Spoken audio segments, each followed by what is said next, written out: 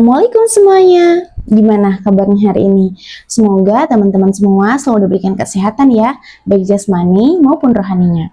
Oke, pada kesempatan kali ini aku bakal nyeritain sebuah kasus tentang ada seorang bapak-bapak yang disebut berujung Nah, sebelum kita masuk ke ceritanya, jangan lupa like, comment, and subscribe ya.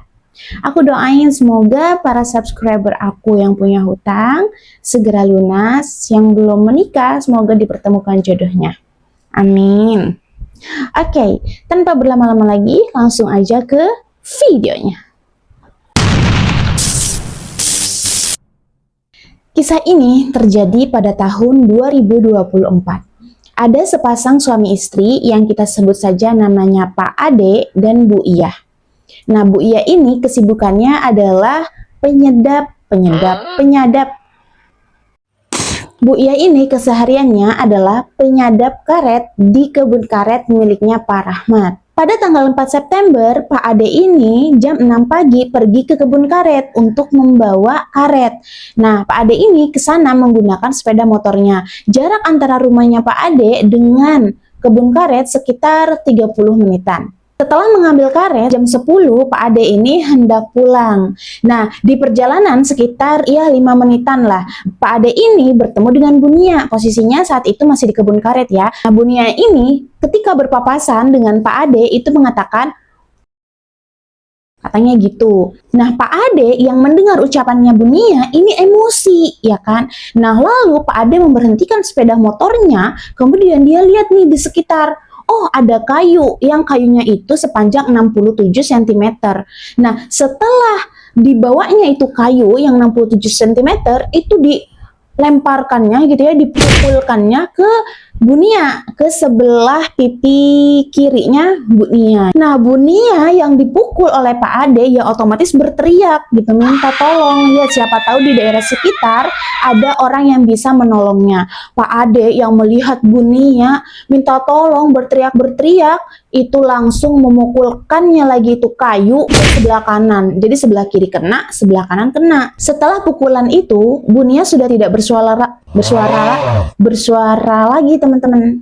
Nah, setelah melihat Bu Nia sudah tidak bersuara, tapi dalam keadaan terlihat dia masih hidup gitu, Pak Ade langsung meninggalkan Bu Nia di tempat. Bu Nia ini juga pegawai di kebun karet miliknya Pak Rahmat, tapi di lahan yang berbeda gitu ya teman-teman. Nah, Bu Nia saat itu pergi ke kebun daerah situ karena ingin menyusul suaminya yang sedang panen di kebun karet. Kita sebut saja nama suaminya Bu Nia ini adalah Pak Asep ya. Nah, Pak Asep ini belum sempat nih bertemu dengan Bu Nia ya, karena Bu Nia lebih dulu ketemu sama Pak Ade, terus kan dipukul ya kan. Nah, Pak Asep saat itu yang kurang lebih jaraknya 200 meter katanya dari lokasinya Pak Asep ke lokasinya Bu Nia gitu ya. Nah, mendengar suara pukulan dan juga suara teriakan. Ketika Pak Asep ingin menghampiri sumber suara tersebut, Pak Asep ini berpapasan dulu nih sama Pak Ade di jalan, berpapasan. Kayak misalnya Pak Asep mau ke sana, Pak Ade dari arah sana mau ke sana gitu ya. Nah, di arah sana itu melihat ada istrinya yang sudah telungkup posisinya ya. Nah, terus melihat nih, saat itu kan ada Pak Ade ya kan, dari arah sana. Terus Pak Asep tanya pas berpapasan, saat itu Pak Asep kondisinya jalan kaki, Pak Ade itu pakai motor. Ditanyanya lah, katanya, kau apakan istriku? Katanya gitu. Nah, lalu Pak Ade tidak menjawab sama sekali, justru langsung mengegas motornya. Nah, karena tidak dijawab oleh Pak Ade, ya kan, Pak Asep ini langsung buru-buru menghampiri Bu Nia yang saat itu dalam kondisi telungkup. Nah, lalu sama Pak Asep ini dibalikannya lah badannya Bu Nia langsung di pangkunya. Ketika dilihat ternyata sudah mengeluarkan darah dari lubang hidung, mulut, dan juga telinga. Saat itu Pak Asep mencoba untuk mengajak bicara Bu Nia, tapi saat itu teman-teman, Bu Nia sudah tidak bisa berbicara dan pergerakan tubuhnya pun udah sangat lemah sekali. Nah, Pak Asep ini yakin kalau misalnya Bu Nia ini dipukul oleh Pak Ade. Karena apa? Karena ketika tadi Pak Asep mendengar suara teriakan, itu ada sempat terucap kata Pak Ade gitu ya. Nah, makanya dia yakin kalau misalnya Pak Ade lah pelakunya gitu. Nah, tak selang berapa lama ada bapak-bapak yang kita sebut saja Pak Rusman ya. Nah, Pak Rusman ini teman-teman menghampiri Pak Asep nih ya kan, kaget juga gitu, langsung bertanya, "Loh, kenapa istrinya?" gitu. Terus kata Pak Asep, "Dipukul Pak Ade," katanya gitu. Lalu Pak Asep ini meminta tolonglah kepada Pak Rusman untuk dicarikannya ambulan. Nah, lalu Rusman ini langsung saja ke kampung yang jaraknya itu 1 kilometer dari tempat kejadian ya, ke sebuah kampung. Lalu di kampung tersebut ke salah satu warga, Pak Rusman ini meminta tolong untuk diteleponkannya ambulan. Nggak lama ambulan datanglah ke TKP, lalu Bunia ini dibawa ke puskesmas gitu ya untuk diperiksa. Namun sayang teman-teman, sesampainya di puskesmas Bunia sudah tidak bernyawa. Jadi dengan berat hati Bunia harus dibawa lagi untuk dimakamkan. Kita kembali lagi ke Pak Ade nih ya.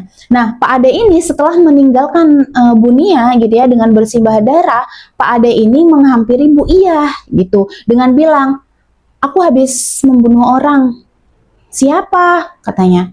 "Nia." Gitu kata Pak Ade. Nah, setelah itu Pak Ade pergi untuk menjual karetnya, mengendarai sepeda motor, sedangkan Bu Iyah sendiri itu pulang ke rumah berjalan kaki gitu ya teman-teman. Nah, setelah Pak Ade ini menjual karetnya, Pak Ade pulang. Habis pulang, Pak Ade itu langsung mandi. Setelah mandi pakai baju dan sebagainya, setelah itu Pak Ade menyerahkan diri ke kepolisian tanpa ditemani oleh Bu Iyah. Nah, selanjutnya kita masuk ke pembuktian. Seperti biasa, jaksa penuntut umum dalam pembuktian pasti mengajukan para saksi dan juga barang bukti. Nah, barang buktinya ini ya teman-teman. Buktinya dari mulai pakaian yang digunakan oleh Bunia, alat yang digunakan oleh Pak Ade untuk memukul Bunia, dan juga sepeda motor yang digunakan oleh Pak Ade pada saat kejadian. Untuk saksi-saksinya itu adalah ini teman-teman. Nah, dari semua keterangan saksi, mungkin aku cuma jelasin satu saja keterangan dari pihak suaminya Bunia ya. Ketika majelis hakim bertanya, sebenarnya ada masalah apa sih antara Bunia dengan Pak Ade ini gitu. Kenapa Pak Ade sampai tega Bunia? Nah, saat itu suami ini juga tidak mengetahui masalah pastinya antara istrinya dengan juga Pak Ade. Cuma beberapa waktu lalu Bunia ini sempat bercerita kepada Pak Asep bahwa saat itu Bunia dengan beberapa warga sedang berada di teras rumah dan mereka sedang ketawa-ketawa. Kebetulan saat itu Pak Ade lewat. Nah, Pak Ade menyangka bahwa semua orang-orang ini sedang menertawakan Pak Ade gitu kan. Nah, lalu Pak Ade bilang, "Apa aku bunuh ya?" gitu katanya. Jadi suami pun sampai di persidangan itu belum tahu pasti nih masalahnya Bunia dengan Pak Ade itu apa gitu teman-teman. Pak Asep ini teman-teman sampai pindah tempat kerja, pindah juga tempat tinggal. Anaknya pun dititipkan kepada adiknya gitu ya. Karena kalau misalnya mereka masih tinggal di tempat di mana dulu Bunia berada, mereka selalu teringat akan Bunia. Jadi Pak Asep bilang, "Saya tidak sanggup tinggal di rumah yang mengingatkan Pak Asep dengan Bunia." Sekarang kita masuk ke dakwaan dan tuntutan jaksa penuntut umum.